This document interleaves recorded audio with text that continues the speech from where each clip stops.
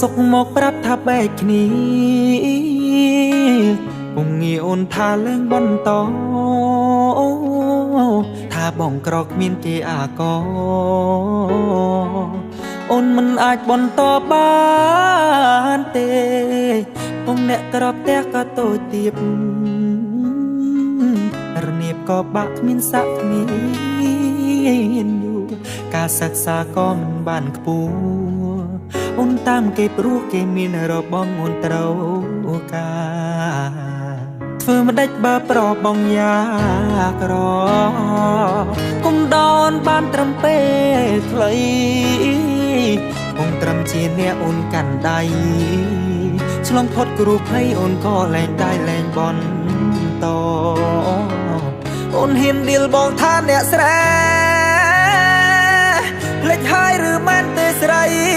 ល្អស្រវងកាមចោអង្គចោសងសារអ្នកក្រស្រីល្អរត់តងអ្នកមីកាគ្រាយាក្រប្រលអនោះនៅឯណាបានត្រនំថ្មីស្រីភ្លេចនាងស្រែចំការលែងឡាននឹងគេលយអចាទៅចោស្រីញ៉ាបងលែងត្រូវការអូនទៀតហើយធ្វើមិនដេចបើប្របងយ៉ាក្រគុំដោនបានត្រឹមពេលខ្លីមុំត្រឹមជាអ្នកអូនកាន់ដៃឆ្លងផុតគ្រូភ័យអូនក៏លែងได้លែងបន្តអូនហ៊ានឌីលបងថាអ្នកស្រែ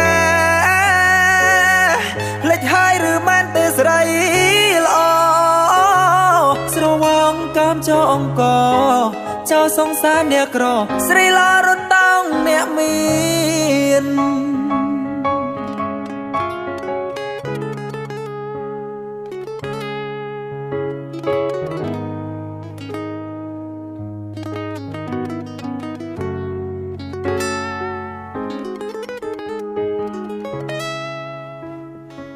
ធ្វើមិនដេចបើប្របងយ៉ា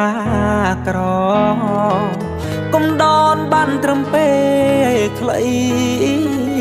បងត្រឹមជាអ្នកអូនកាន់ដៃឆ្លងផុតគ្រូភ័យអូនក៏លែងได้លែងបន្តអូនហ៊ានឌីលបងថាអ្នកស្រែលេចហើយឬមិនទេស្រីល្អ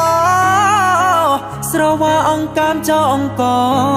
ចោសងសារអ្នកក្រស្រីល្អរត់តងនាងមីកាគ្រាយាក្រប្រលអនោះនៅឯណាបានត្រនំថ្មីស្រីភ្លេចអ្នកស្រែចំការលែងឡាននឹងគេលយអចាទៅចោស្រីញ៉ាបងលែងត្រូវការអូនទៀតហើយ